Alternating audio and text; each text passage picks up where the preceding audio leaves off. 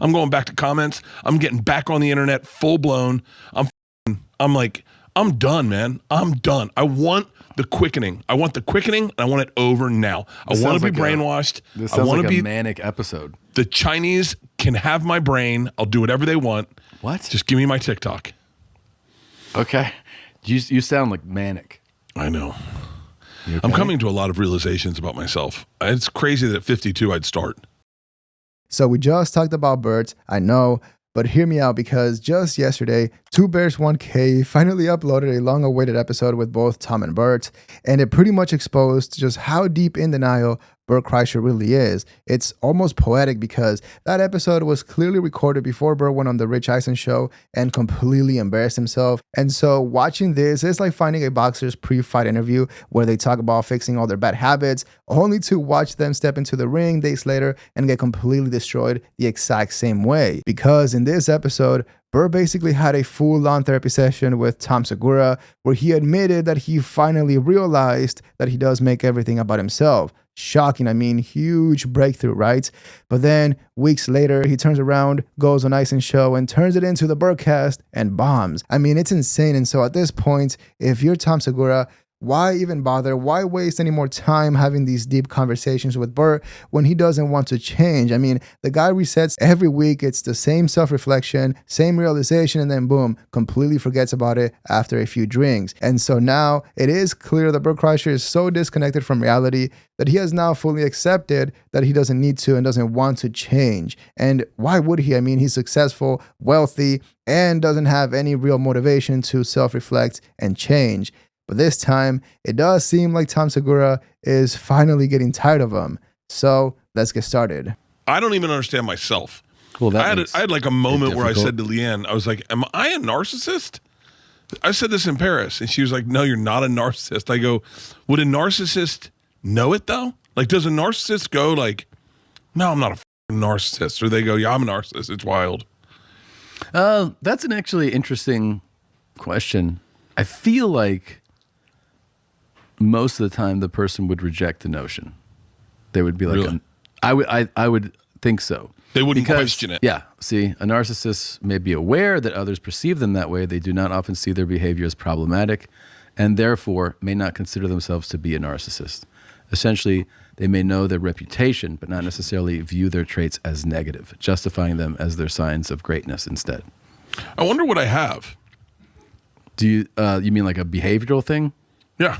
Like your psychological profile? How about histrionic personalities or HPD? Do you think maybe you have this? What's that?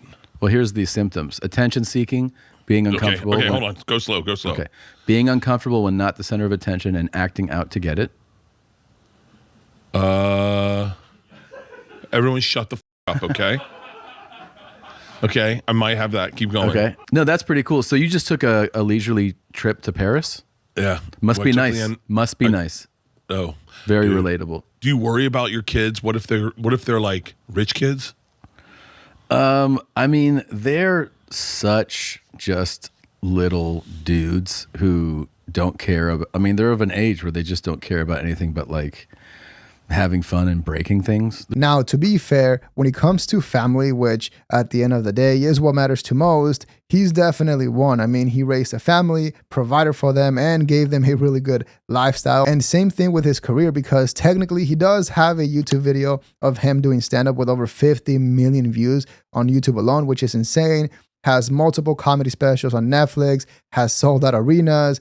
They made a movie about him, and he's also close friends with some of the biggest podcasters and comedians at the moment. And yet, at the same time, he is one of the most disliked comedians, even by his own friends. Why? Because the bit got old. It's like a clown coming up to you asking if you want to throw a water balloon at him. It wasn't really funny the first time, but hey, the whole world was in lockdown, but now it's definitely not funny. And the fact that they don't even try and the show is now boring and stale, while Bad Friends is absolutely killing it, has to be the biggest fumble ever. Because keep in mind, the bad friends did not have the same access to Joe Rogan like Tom and Bert did. And sure, I could just not watch, but then how would I know what Tom and Bert were up to 5 weeks ago? Since, they do bank a lot of episodes. But the point is that even Tom seems exhausted. I've been watching since episode 1 and even rewatched the whole thing recently, which looking back was insane. And the difference is night and day. Because early on, Tom was excited to troll and make fun of Bert. But now he's barely hanging on, especially after hearing that Bert doesn't want to change and actually likes being the way he is. Kim K, it's all hot chicks. I'm a hot chick. You're kind of a hot chick. Yeah. I'm a hot mess. That's really interesting. It's kind of good to know what you have. It is good. Also, is there any treatment for it? It's probably therapy. No, I don't want treatment. I like me. That sounds like a very histrionic thing to say. Yeah. Like I was saying to Leanne, I was like, because I can't understand, like, I never really understood, like, it's so interesting to me because I can't see the juxtaposition, Yeah, I think for me, it's just when performing. I do want you to focus on me performing, but I don't want it off stage. I don't know. It's just like I understand. It feels too athletes, much. It feels like too much for me off stage. Oh, I just see it never turns off. I just go, it's never off. Like it was kind of interesting, and this is going to sound whatever it's going to sound like. This is truth. Is I got recognized like maybe 4 times in France, and it was kind of cool. It hadn't happened in a while to know that no one's watching you. Like it was kind of cool to go somewhere and then you could just like no one gave a f- about you and no one was staring at you. And but it you kind of didn't have bothers you too. No, it didn't bother me. You know, it was funny. Is I don't know. I get recognized a lot. Like I think probably more than other people. I don't know why. I think it's because I'm loud and I care. I'm a big guy and I talk loud and I fill Your a room. energy is also like. Look at me a little bit. A little bit. And I would see the type of guy that should recognize me not recognize me. Yeah. And it was kind of like caught me off guard. Yeah. The first day I'd be like, oh, big guy in shorts in cold weather with a hoodie on, beard. He's about to say something. He's about to say, oh, the machine. Yeah. And never quit drinking. And he just walked right by me. And I was like, wait, did you want to? I'd walk by him a second time and be like, you sure? What's funny about the hot girl comments is that Bert Kreischer is kind of the Kim Kardashian of the comedy world, meaning that he had one viral video and built his entire brand around it.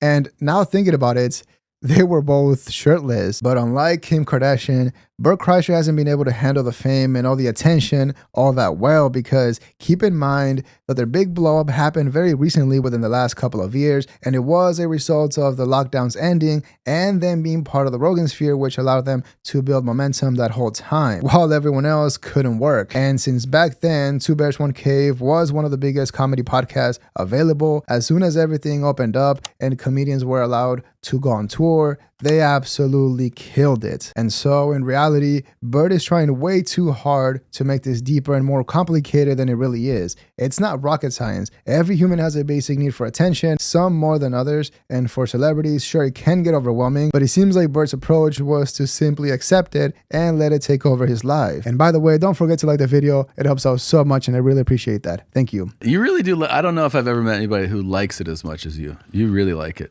And I think there's a subset of people that find that shameful. They're like, that's kind of gross. But right. I can't wrap my head around the fact that it's not gross. I can't wrap my head around the fact that people would see that as gross. I go, yeah, but I got on stage. Like you saw me that I got on stage. You saw that I wanted you to pay attention to me there. I think it's the same part of my personality disorder, the HPV, that I got, where I go, yeah, no, it's like when people are like it sounds like you're coming to terms with it. For example, he's so disconnected from reality that even his conversation about his problem is really just a way to flex. I mean, Bert is really the only comedian who has ever treated dealing with fame like an actual struggle, when in reality, it's just an excuse to remind everyone that he's famous. It would be like if Dave Chappelle spent hours talking about how hard it was being recognized everywhere. Except Chappelle actually is one of the biggest comedians on the planet and still doesn't feel the need to bring it up constantly. I mean, Bert being upset that he wasn't recognized in Paris was so stupid. I don't know if he was expecting some dude to come up and be like, Monsieur, says the machine. God, that was bad. But the point is that is a perfect example of the Rogan sphere effect, because Bert Kreischer really thought that he was way more famous than he actually is. Ari said, you always make it about yourself. And Tom, I couldn't understand I don't know what that sentence means. Like, really? I really don't, and I don't know how I do it. And I said it to Leanne in Paris. We were having, and I said, "Do I make things about myself?" She goes, "Yeah." And I said, "But doesn't everyone?" And she goes, "No." And I was like, "But wait, when do I do it?" She goes, "You're doing it right now." She was like, "We're at dinner, and you're saying, do you make things about? You're making this about yourself?" And I was like, "Wait, but I'm so confused." I actually was gonna, because Joe said it to me before. Yeah. Joe said it to me before on a podcast. Ari said it to me the other day. So I was like, in my head, I was like, I wonder if they've talked about it behind my back. And I was like, I might ask my friends to tell me when I'm doing it. Because if it bothers people, I want to stop. Oh, it bothers people, but it's but you really don't know what that means. Like, what, you don't understand what they're saying. I don't know what that means. Like, I don't understand. It means that, like, somebody is saying, making an observation, telling a story, and then that what you do instinctively is go, here's what happened to me one time. So in their mind, they're telling the thing that happened to them, and you're pivoting it to something about you. So it's about. I did that today. I just did that to you. Sure. When? Right now? You said it's so funny. It's such a natural part of my personality. It is. It's part of your personality. So you told me about your radial nerve damage, and I immediately told you about me going to the dentist. Yeah. But I mean, I don't know. But I consider that talking. I know you do. Do people not do that? Sometimes. And you're not like alone in that. No, a lot of people do that. Now, what's really interesting is that we did mention on that last video that seeing Bert Kreischer and the way he was acting on the Rich Eisen show was a clear sign that he was hitting rock bottom, and that potentially it might be time for his real friends to step in and have a conversation with him. And although some people commented that it should be his wife, I really don't think that Bert Kreischer listens to anyone that isn't richer and wealthier than he is. For example, Joe Rogan. And even then, I don't know if he would actually listen to him. And so if he was being honest and actually wants his friends to call him out, then that would be an open invitation for his friends, Joe Rogan and Tom, to have an intervention, because the real problem is that he doesn't care at all, especially when he's drinking. And if you notice, the whole time they're having this conversation or therapy session, Bert Kreischer is getting loaded. I mean, those drinks look pretty good, but knowing Bert, I feel like one of those would put me off for the whole day. And so it doesn't really matter that Ari Shaffir, his wife, Joe Rogan, and Tom Segura are all pointing out his flaws if he's drinking the whole time. Yeah, I can't keep my mouth shut. Yeah, this is not new. I mean, I know, but it's new to me. How's it new to you? I don't realize I'm doing it. You have to recognize you're doing it. No, I'm recognized now that I'm doing it. But I didn't realize, like when Ari said you make everything about yourself, I was so confused. I was so confused by that statement. But I mean, Leanne said that a lot. She said that a lot. I've heard her say that whole stuff. I don't listen to her. Do you Zillow people's houses? No. Never. I've been on Zillow to look at houses, but I've never been like, where do you live, and Zillowed it. No. Like if someone goes, hey man, I want to send you whatchamacallit, or hey, can you someone just said this to me. Okay, send it to this address, right? And so I was like, sure. And then I Zillowed it, and I was like, nice. And then sometimes people go, hey, send me your address so I can mail you something, and I'll send them the Zillow link to my house. And cut it in half, man. I know you're going to Zillow it. Here you go. Are you serious? Yeah, fuck yeah. I'll send you the Zillow to my house. You're like, it's doing all right. Check this out. The first time I ever did it You're insane. to anyone, I did it as a joke. Not as a joke, but someone said, hey, what's your address? It was when we were back at... And I was like, ... And then I go, I paid $5.20 for it. I just wrote that in the thing. So I was like, I'll save you. And then I just started sending the Zillow link. Hilarious. Let me pause for a second. I got to piss so bad. Okay, cool. Pete, get me another drink. Now, this one's actually insane, because when it comes to looking up properties on Zillow, I mean, as long as it's public info, there's nothing wrong with that. And people do it for multiple reasons. Some do it because they're nosy. Others do it because they're into real estate and want to get as much information and learn as much as possible. And since Bert's wife has mentioned that they do invest in real estate and they fix up properties, it would make sense that Bert Kreischer was simply trying to get familiar with the neighborhood.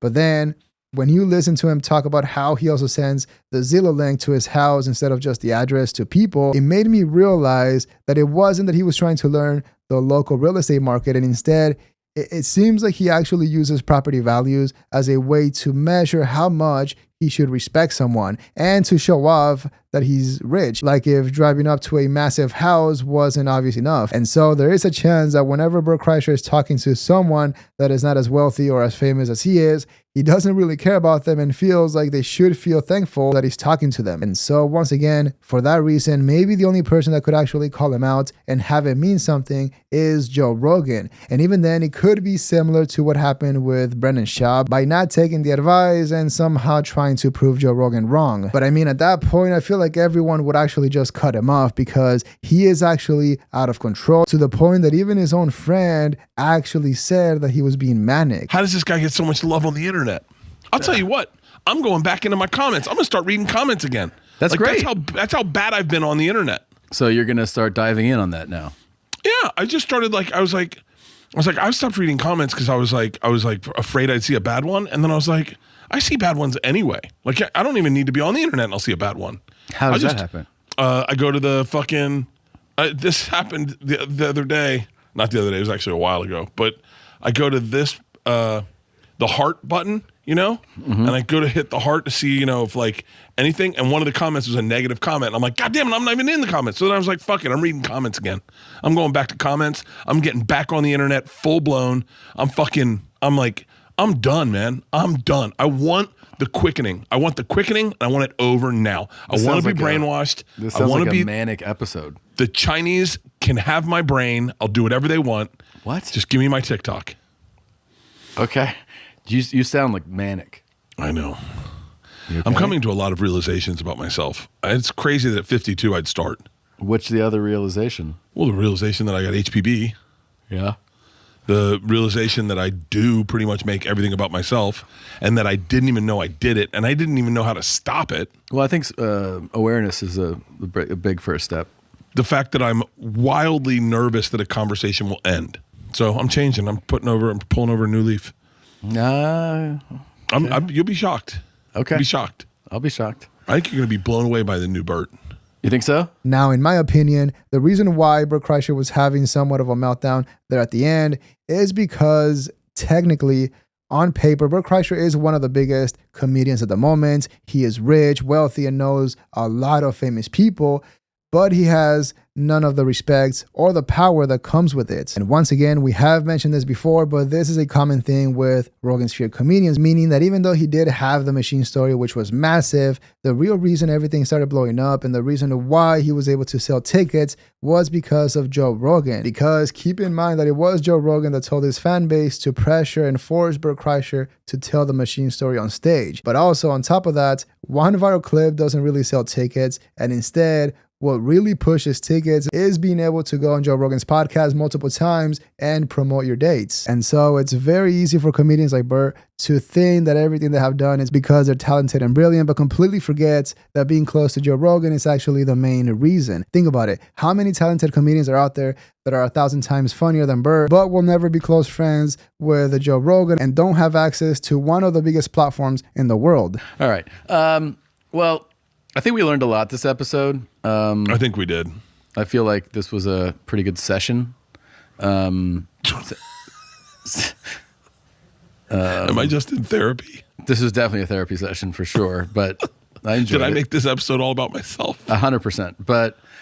But it was productive, and I feel like, we... Donnell Rollins is calling. Oh, okay. Oh, pass. He probably wants to talk about Juneteenth. Already? Yeah, it's coming up. He's got a big Juneteenth party he's got planned. Oh, really? Yeah. Are you going to go? Yeah, I'll be late. You want to sign off with your regular Nazi salute, or how do you want to do it? Did you see Elon's? Just No, it's thank all you from the bottom of my. Yeah, of course. He's just autistic. He's just, even the videos of him just going like, I know, in the thing. He's just, can you imagine how his brain must go all day long? yeah, he's a weirdo. Now, to be honest, it is getting pretty old and repetitive, and some of the episodes are pretty boring, but it has to be done because, I mean, I still watch The Fighter and the Kid here and there in hopes that something crazy will eventually happen before they just let the show completely die off.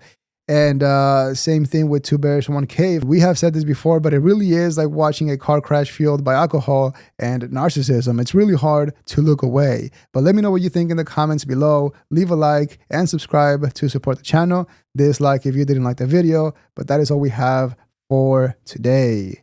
See ya.